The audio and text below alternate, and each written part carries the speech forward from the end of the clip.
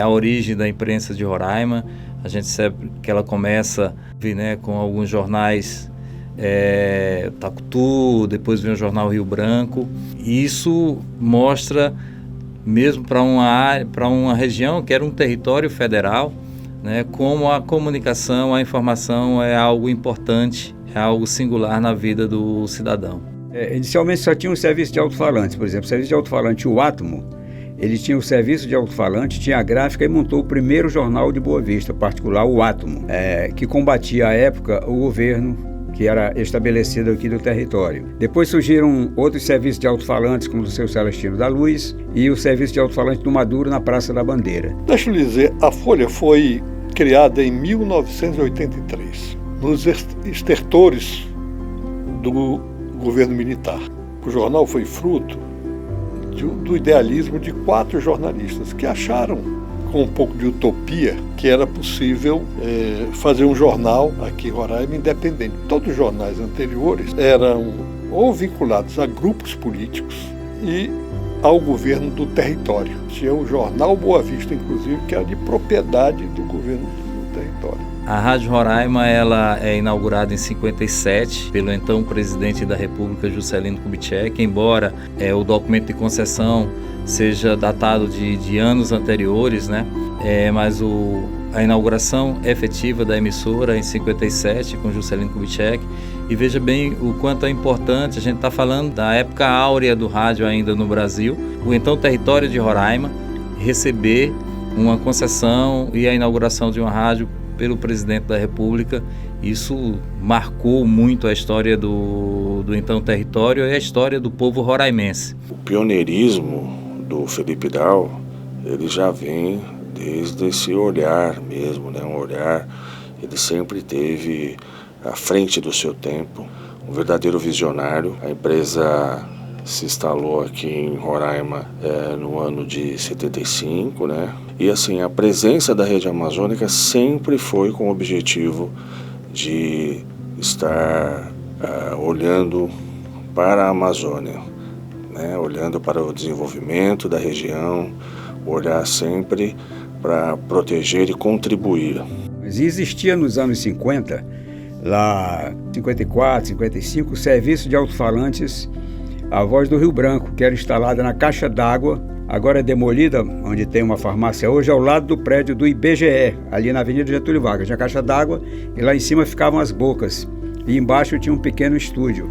Era interessante porque a cidade era muito pequenininha e girava tudo, como sempre, em torno de política. O que acontecia? Quando era assim, mudança de governo, o pessoal ia sentar ali na praça para ouvir as demissões que saíam no serviço de alto-falantes. Então criou-se na cidade aquela história: ora, vamos saber quem caiu da caixa d'água. Cair da caixa d'água era um termo que dizia, determinava as pessoas que eram demitidas à época do governo do território. A gente trabalhava na época com disco, cartucheira, mini disco, tudo isso a gente fazia esse trabalho. E também com a fita cassete para comercial. A máquina que imprimia a folha era uma impressora plana, fabricada em 1938. Nós a chamávamos de Gioconda. Essa máquina, a cada impressão correta que ela fazia, ela estragava 2 folhas de papel. Um custo elevadíssimo, né? Essa máquina pesava quase 10 toneladas. E tinha muitos problemas, a gente tinha que mandar buscar técnico de São Paulo para cá. Eu fui atleta de karatê, na época viajava muito, e as pessoas perguntavam sobre Roraima. E a gente não tinha nada na internet na época, né? Falando, mostrando o estado de Roraima. Então eu me lembro de que as pessoas mandavam e-mail e eu mandava fotos via e-mail. Falava um pouco sobre Roraima via e-mail. E isso começou a virar rotina. Cada vez que eu viajava, mais as pessoas perguntavam sobre Roraima. Então eu disse, peraí, vou criar uma página de internet. Eu sempre tive esse lado, além de artista, também de tecnológico, né? Então eu disse, não, vou criar uma página para mostrar Roraima para o mundo. Todo tipo de transmissão a gente fazia através da LP, né, Dori? Usava o LP e tinha que estar arrastando o fio aqui do estúdio da NH6 até o ponto de onde a gente ia fazer a transmissão, né? Estádios, Canarinho, Parque Nauá, parque de exposição. Então tudo isso tinha que puxar um longo cabo para poder fazer uma transmissão. Naquele tempo não tinha assim tantas estradas, era muito difícil a comunicação. A pessoa vinha se tratar, ela vinha comprar rancho, ela vinha fazer negócios, e ela vinha a banco, daqui ela mandava um recado pela rádio dizendo: olha, estou bem de saúde, já fiz os exames. Não tinha as estradas para você ir e voltar, e não tinha nenhuma comunicação, a não ser o serviço de radiocomunicação do território, do governo do território. Eram os radiotelegrafistas que ficavam em alguns municípios mandando os telegramas. A pré-impressão nossa era feita em linotipo, ainda aqueles tipos que a gente... né? Não havia computador naquela época, né? A gente tinha lá máquina de datilografia, né? E depois, em seguida, começamos a ter editores de texto, não era computador, chamava XT, né? E a gente, então, foi evoluindo. Em dezembro de 97 entrou no ar o BV Online, ainda era BV Online. Depois eu mudei para BV Roraima, que ficou bem mais fácil de você divulgar, né? O primeiro foi bem limitado, na época era uma internet de escada, né? Você não vivia online, você tinha que se conectar para navegar na internet, né? E era uma conexão extremamente lenta, né? Então foi um site bem simples na época, puro HTML, onde eu tinha apenas liberdade de postar artigos e ocasionalmente uma foto, porque como era muito lenta a internet daquela época, eu não podia explorar muito a questão da imagem, e vídeo então nem se fala. Outra coisa marcante dessa época era a transmissão e na hora de gravar os gols, para você repetir, você tinha que repetir os gols, e era na fita rolo, você tinha que gravar esses gols e depois o locutor lá dentro do estádio pediu o gol para você repetir. Era engraçado, eu chegava no estúdio no dia de jogo, eu já fazia um monte de papelzinho, mais ou menos 15 papelzinhos ali, deixava ele no tamanho. Na hora que saía o gol, a fita estava rolando lá, eu marcava primeiro que marcava, aí o locutor gritava o gol, no final eu já marcava aqui o outro gol. Aí quando terminava o primeiro tempo, você olhava no rolo, estava cheio de papelzinho branco, mas eu já sabia onde era que estava o gol. Só voltava a fita lá e deixava em cima do gol. Quando foi em 1969, o diretor Áureo Cruz, um dia fez um desafio, disse: rapaz, vamos transmitir, a seleção brasileira vai se despedir para a Copa de 70, na inauguração do estádio Vivaldo Lima em Manaus. Bora montar uma equipe de esporte, vamos transmitir? Nós ficamos assustados, mas montamos. Era Jorge Souza e Carlos Alberto Alves, os repórteres de pista. Severino Cavalcante fazia os comentários, Áureo Cruz, que era o diretor da rádio, ex-árbitro, fazia o comentário de arbitragem, e eu fui o primeiro narrador oficial da equipe A1. Foi assim que nasceu a equipe A1, a primeira equipe de esportes em Boa Vista. Nós transmitimos a despedida da seleção e eu tive a felicidade de narrar, isso foi para mim o maior feito da minha vida como locutor esportivo, narrar o gol do Pelé. Naquele jogo, o Brasil ganhou da seleção do Amazonas e eu fiz a narração do gol do Pelé. Onde era a maternidade, você tinha que puxar cabo e você tinha que ficar monitorando os cabos, porque chegava gente e cortava os cabos. Aquele torcedor que era contra outro time que estava perdendo, ele cortava os cabos e a gente ficava emendando aqueles cabos lá. Aí era muito bacana, porque você levava o cabo direto do estúdio, do João Mineiro. Aí você tinha que ficar monitorando os cabos, porque muitas vezes eles cortavam o cabo. Hoje é tudo via satélite, via link. Aí a transmissão se tornou mais fácil e mais rápida. Eu consegui 2 IBEST, né? Na época era conhecido como o Oscar da internet no Brasil, e eu consegui 2002 e 2003. E foi bem legal, porque o primeiro, em 2002, eu venci disputando diretamente com a Tecnet, que era um provedor local, né? Então a gente conseguiu vencer na época. E em 2003 foi com Folha de Boa Vista, com o jornal Folha de Boa Vista. O nosso primeiro diretor da empresa foi um jornalista, né? Foi o saudoso Laucídio de Oliveira. Ele que iniciou, pegou pela primeira vez ali o timão da empresa para conduzir, né, as equipes. A empresa sempre pôde fazer investimentos compatíveis com aquilo que se faz nos grandes centros, né? Então, o primeiro momento foi estadualizar o sinal da nossa empresa, que no início da década de 2000, né, até o ano de 2009, se trabalhava apenas a capital, Boa Vista, né? A partir da campanha eleitoral de 2010, o roraimense do interior passou a conhecer, né, de forma democrática os seus representantes estaduais e majoritários, né? Notícias nacionais, né, a editoria nacional do jornal era conseguida através de telex. Tinha aquelas máquinas que ficavam ali produzindo todo o tempo. Era um barulho infernal e a gente às vezes pegava 50 metros de papel para olhar a notícia, para ver se interessava, cortava, né, e esse corte ia para a digitação, essa digitação a gente colava. Como é que a gente fazia a página para imprimir? A gente pegava um papel, tinha um diagramador que diagramava, onde a gente tinha que colocar o texto, onde tinha foto, e lá colava.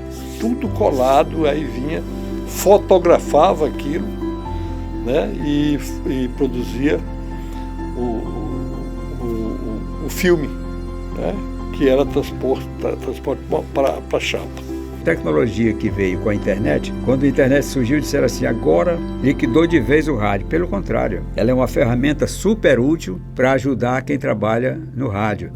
Não tinha gerenciador de conteúdo, não tinha um sistema como tem hoje. Nós temos um sistema aqui, um CMS, né, que é um software de gerenciamento de conteúdo web. Não tinha na época. Você tinha que fazer HTML para poder a foto pular aqui na tela, você tinha que ir no código fazer ele funcionar. E a tecnologia, ao mesmo tempo que ela contribuiu, ela acelerou também um processo de os profissionais da comunicação, em especial do jornalismo, terem ainda uma responsabilidade maior de poder noticiar, de poder levar à população as notícias apuradas, né? Muito bem, criteriosamente apuradas, porque a tecnologia também deu margem a qualquer pessoa colocar informações nas redes todas, né? Então, eu acredito, e é missão mesmo da nossa empresa, colocar cada dia mais em primeiro plano a verdade. A verdade é algo inegociável na nossa empresa. Hoje é mais fácil fazer jornal. No tempo do telex, que a gente tinha que cortar aquilo ali, era uma trabalheira. Hoje, qualquer portal já traz a notícia da fonte diretamente para o jornal, né? Claro, tem que fazer a verificação, né, da veracidade, essas coisas todas, a gente tem muito cuidado, né? Nós temos uma equipe grande, inclusive, de testar, né? É uma coisa que a Folha se orgulha muito, né? De uma história nos contada, evidentemente, por parceiros, por pessoas que gostam do jornal, que admiram o jornal, que dizem assim, ouvem, ou veem, ou leem a notícia, qualquer outra fonte, aí correm para a Folha para checar. Isso nos dá uma alegria imensa, uma satisfação e uma obrigação de manter a credibilidade dos nossos veículos, tanto do jornal quanto da rádio. Nenhum veículo de comunicação se adapta melhor às novas tecnologias do que o rádio, né? O podcast, que é um produto que parece ser exclusivo desses novos meios, dessas plataformas de streaming, é rádio, né? É áudio, é rádio. Então o rádio ele não vai morrer, ele não morre, então ele se adapta muito bem a esses novos ambientes. A gente ouvia as emissoras de fora, para lá era mais adiantado, pessoas participavam e diziam assim, eu quero ouvir a música tal. Hoje está até mais facilitado, porque no computador você já puxa a música, né? Como é que nós fazemos isso aqui em Boa Vista? Qual a ideia que nós tivemos? A gente movimentava uma reportagem na rua, era o vermelhinho de qualquer ponto da cidade. Mas como é que nós íamos fazer isso? Antes, a discoteca programava 50 músicas, fazia uma relação de fazer 3 cópias. Uma ficava no estúdio, outra ficava com o locutor do estúdio, um com o operador, e a outra ia com o repórter de rua. Antes de entrevistar esta pessoa, você dizia para ela: escuta, tem 50 músicas aqui, escolha uma música que você vai querer ouvir. Quando terminar a entrevista com você, eu vou perguntar qual é a música, você diz. Ela dizia: eu quero ouvir Nelson Gonçalves. Eu ligava para o estúdio e dizia: olha, ele quer ouvir Nelson Gonçalves, música tal, já deixa aí na agulha. Aí você conversava com a pessoa: de onde você veio? Não, eu sou do lado do interior, vim aqui na cidade fazer umas compras, porque manda um alô lá para os seus parentes e peça uma música. Aí dizia: fulano, um abraço, um carinho, um beijo, não sei o quê. Eu quero ouvir Nelson Gonçalves. A música subia. Nos anos 60, 70, esse Boa Vista era uma coisa extraordinária. Aí as pessoas não sabiam, mas nós fazíamos assim. Nós induzíamos antes, ela pedia a música, avisávamos. Hoje não. Hoje a pessoa entra, participa, diz a música, você puxa no computador, é na hora. O rádio, ele é mágico. Para quem está lá dentro, ele é mágico. Você entra no rádio, você não quer mais deixar. Eu trabalhei ainda no Mensageiro do Ar, trabalhava no Mensageiro do Ar com Benjamin. Benjamin é um baita de um profissional, um cara respeitado no nosso meio.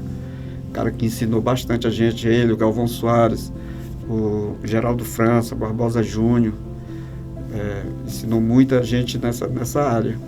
Djavan Isbel, Adailto Galvão, são também das antigas também, são uns caras que a gente tem muito respeito, e a gente agradece essa turma das antigas aí, porque são os caras que na época tinha dificuldade, mas a dificuldade a gente deixava para lá. Desde o princípio da formação humana, a comunicação, a interação, a troca de informação é algo tão premente quanto esses princípios básicos do viver humano.